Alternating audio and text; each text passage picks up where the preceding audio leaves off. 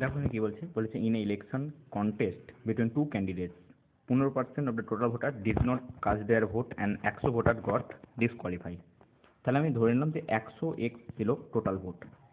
এই টোটাল ভোটের মধ্যে 15% ভোট কী হয়েছে, মানে অর্থাৎ 15x ভোট ক্যান্সেল হয়ে গেছে এবং 100 কী হয়ে গেছে, 100 জন ডিসকোয়ালিফাই হয়ে গেছে। তাহলে পড়ে থাকবে কত ভোট?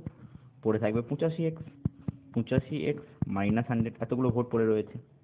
এবার এর মধ্যে যে জিতেছে, যে উইন হয়েছে, সে 45% অফ দ্য টোটাল ভোটের মধ্যে 45% পেয়েছে। টোটাল ভোটের 45, টোটাল ভোট তো 100x, তাহলে 100x এর 45% কত হয়ে যাবে? 45x। তো 45x পেয়েছে যে জিতেছে। নাহলে লুজ কত হবে?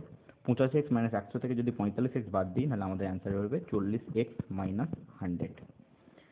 এবার বলেছে যে জিতেছে সে 400 ভোটে জিতেছে। আর এখানে করে আমরা দেখতে পাচ্ছি কত ভোটে জিতেছে, বিয়োগ করলে অ্যান্সার বেড়ে যাবে কত? 5x প্লাস 100, এবং সেটাই বইয়ে বলে দিয়েছে 400। তাহলে এক্স এর ভ্যালু কত হয়ে যাচ্ছে? এক্স এর ভ্যালু হয়ে যাচ্ছে 60। এবার আমাদের বের করতে বলেছে তাহলে find the total number of the voters. তার টোটাল নাম্বার অফ ভোটার্স আমি কত ধরেছিলাম? 100x ধরেছিলাম। আমাদের এক্স এর ভ্যালু বেড়ে গেছে, তাহলে 100x এর ভ্যালু কত হয়ে যাবে?